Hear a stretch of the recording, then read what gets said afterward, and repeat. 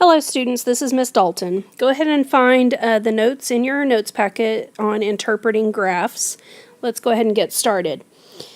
Example 1. Lindsay decides to purchase the latest cross-country t-shirt. The cost of the shirt is $4.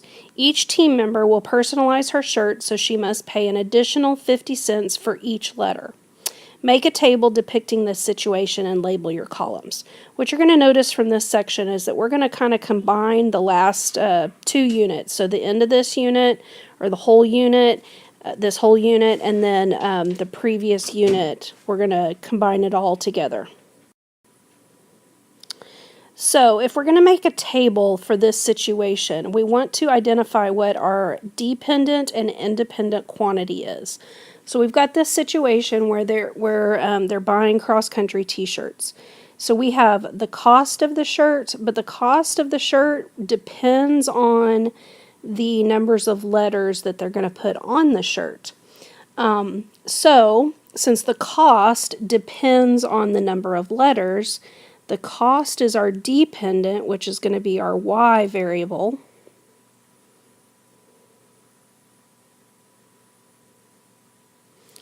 And then the independent is the number of letters. So you should remember making tables in the unit that we did before Christmas break. So let's go ahead and figure out what our cost is going to be. Well, the cost of the shirt is $4, whether we have any letters on it at all. So for 0 letters, we're going to pay $4 no matter what. Okay? And then we can go ahead and add on. Every letter is going to cost us 50 cents. So if we have 1 letter, then we're going to have that $4 plus 50 cents times 1, because we've got that 1 letter. Okay, so our initial cost is $4. Our cost with 1 letter is $4.50. When we put 2 letters, then we're going to do the $4 plus 50 cents twice. So I'm going to do 50 cents times 2. That's going to be $5. And then $4 plus 50 cents times 3. If we have 3 letters. So that's going to add another 50 cents, so that's going to be $5.50. And then if we do 4 letters, well, that's 50 cents times 4, which is going to add another 50 cents, so that would be $6. And then X letters, well, we can start to see how we're going to make our equation, that Y equals the $4 plus 50 cents per letter, so times X. Okay, so part B says write the equation. Well, that's what we did here. So it would be Y equals 4 plus 50 cents, 50, or 0.50X. Sketch the graph of this equation. We forgot the H there. So what you would do is look at these ordered pairs. So at 0, the y value is 4. So at 0, it would be 4 right here. 1 would be 450, so that's going to go up in the middle. And then 2 would be $5. And then up another 50 cents. And up another 50 cents. Now we wouldn't really connect these dots because if you think about it, the number of letters can only be whole numbers, right? You can't have like 1 1/4 letter. You could just have 1 letter, then 2 letters, 3 letters. So this graph is just going to continue on with dots, but we're not going to connect them. What is the slope of the line? Well, if you remember, slope is the change in y over the change in x. And you can see that the y values here are increasing by 50 cents. So it's 0.50 The x values are increasing by 1, so it's 50 or 0.50 over 1. So the slope of the line, if I simplify that, is just going to be 0.50. Well, what does the slope represent? Well, here's where you're gonna write some words on what the slope represents. I always go back to the delta y over delta x.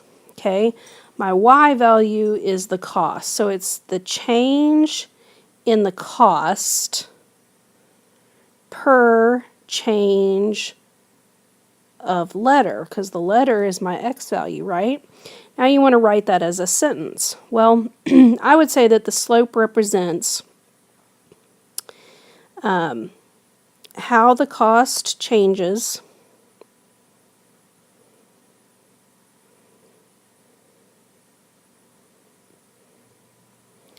per letter.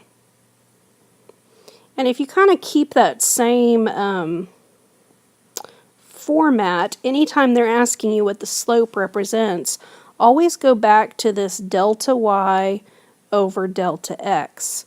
Whatever your y value is, it's the change in the y value per change in x value, and then that'll help you be able to write your sentence. What is the y-intercept of this graph? Well, the y-intercept is where it is on the y-axis, right?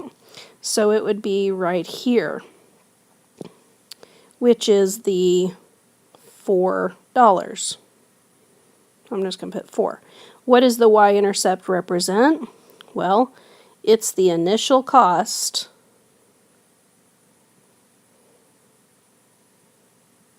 with no letters.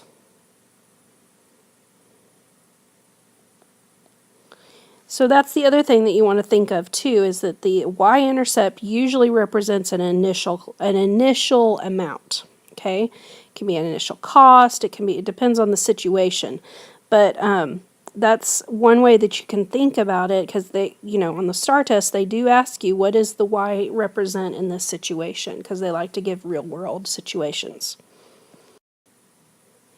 Okay, moving on to letter H. How much will Lindsay spend to put 7 letters on her t-shirt?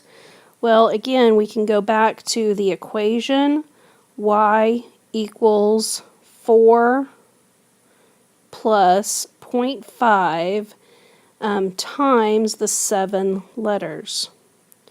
So if you do that on your calculator or by hand, you'll see that it's 4 plus 350, which is going to make it cost $7.50. Okay, what would the equation be if each letter went up to 75? So each letter went up to 75 cents, and the cost of the shirt went up to $1. Now, that's a mistake. It should say, and the cost of the shirt went up $1. Okay, not up to $1, because it was originally $4. So it went up $1. So that means that the new cost of the shirt is going to be $5, and it's going to be 75 cents per letter. Well, per letter is X, right? Well, this would be your equation. You could put Y equals 5 plus 0.75x, or you could write 0.75x plus 5. Either way. One thing that I want to point out to you is that notice that the number in front of x, remember when we're working with equations, that usually represents your slope, right? Well, back in this original problem on A, if you'll notice, it was 0.50x. Well, that tells you what the slope is, right here. Because remember, our equation was y equals, our slope-intercept form equation was y equals mx plus b. So the number in front of x is your m, and the number that's by itself right here is your b, which is your y-intercept. Okay, moving on to example 2. It says the chart gives the amount that Rusty charges for maintenance work at an apartment complex. Find the slope for this situation. So keep in mind that the slope is the change in y over the change in x. So let's look at our table.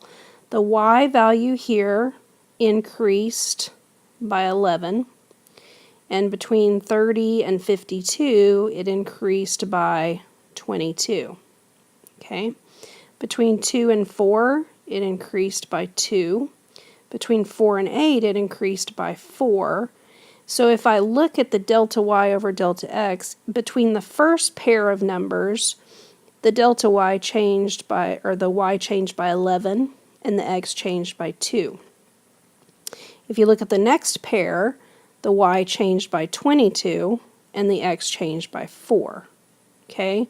Well, you can see that these both simplify to be 11 over 2. So that is my slope. Find the y-intercept for this situation. Well, if you remember, the y-intercept is when x is equal to 0, right? So if I back up in this table and go to where x is equal to 0, you'll notice that I would just, because between 0 and 2, that would be plus 2, right? So that means that to get the original amount, I'm going to have to subtract 11 from 19 in order for there to be a change of 11. So if you subtract 11 from 19, you're going to get 8. So that must be that my y-intercept, when x is 0, is going to be 8. So there's your y-intercept. Okay, so now let's write the equation to represent this situation. Well, remember, you only have to have your m and your b to write an equation. So we have y equals mx plus b. The m is my slope, which is right here. So I'm going to put that in place of m, 11 over 2, x. My b is my y-intercept, which is here, so it's plus 8.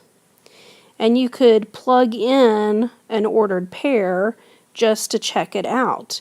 If I plug in 8 here, I will get 52, and you can check it on your calculator. Okay, what does the slope represent? Well, again, let's go back to the delta y over delta x. Let's write down the words that y and x are. So y is the amount charged, so it's the change in the amount charged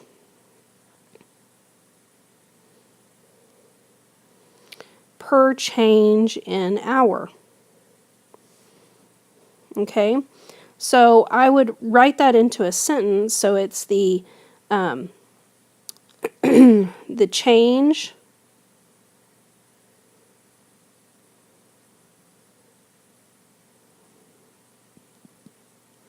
in the amount charged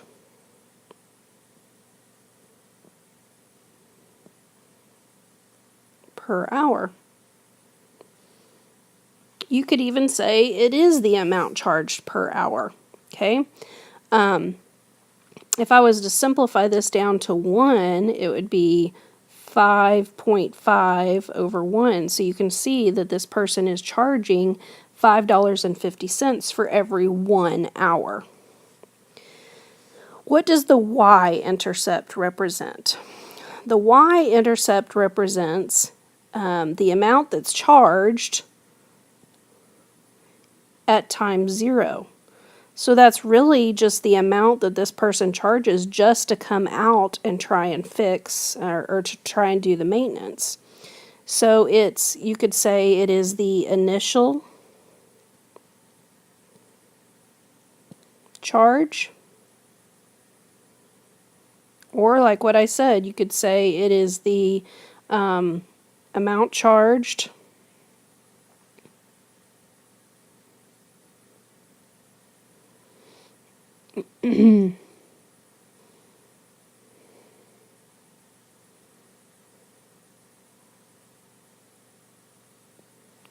to come out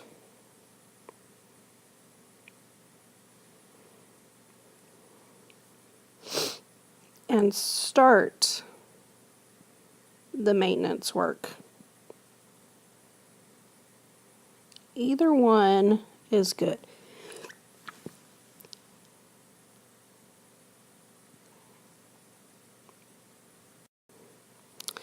Okay, and this last part says finish filling out the table. Okay, well, you can either check the difference. So between 8 and 10, it's changing by 2. So then you know that this has to change by 11.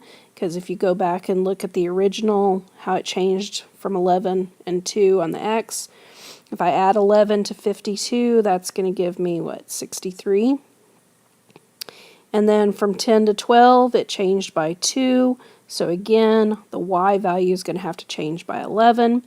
And so you just add 11, so that would be 74. The other way to do it is to plug into this equation right here. So you could plug in 10 for the X value, and then solve for your Y. You could plug in 12 for your X value and get your Y as well. So either way works. Okay, I hope this was helpful, and this kind of brings everything together. Again, come to class ready to work, and it's about time to have a test.